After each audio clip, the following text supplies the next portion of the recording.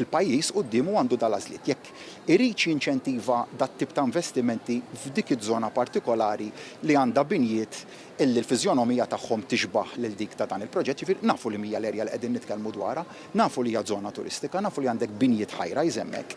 Jew inkella jekk il-pajjiż huwiex sejħu pożizzjoni li lil min huwa lest jinvesti dan il-mijiet ta' miljuni jgħidlu jien l-investimenti għak grazzi imma ma rridux u mur investi f'pajjiżi oħra.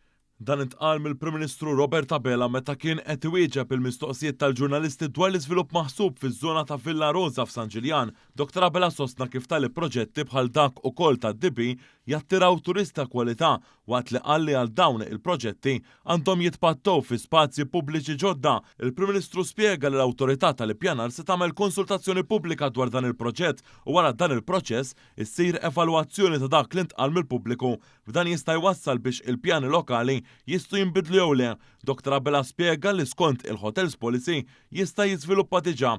Hawnhekk il-Prim Ministru semma l-eżempju tal-każ Santa Luċija meta l-Qorti tal-Appell marret kontra il-pjani lokali. Id-diskrepanza, u nemmen li dik id-diskrepanza m'għandix tkun hemm bejn il-Hotels Policy u l-Local Plan tiġi amalgamata allura ma jkollokx diskrepanzi, imbagħad fl-aħħar mill-aħħar hemm proċess li bih dak il-permess jista' jiġi miċħud, jista' jiġi approvat imma f'daqs inqas mill-massimu li jagħti il-pjan lokali, imbagħad fl-aħħar mill-aħħar id-deċiżjoni finali tibqa' dejjem tal-Qorti tal-Appell. Il-Prim Ministru semma kif taħt il-Gvern tiegħu kien hemm bidla fil-pjani lokali f'Ħondoq ir-Rumien fiż-żona industrijali ta' Bolebel fejn din mhux se tiġi estiża f'Art Verġni u l-Bajja Fitilajn fejn hemmhekk saret bidla fil-pjan lokali biex din ma ssirx marina.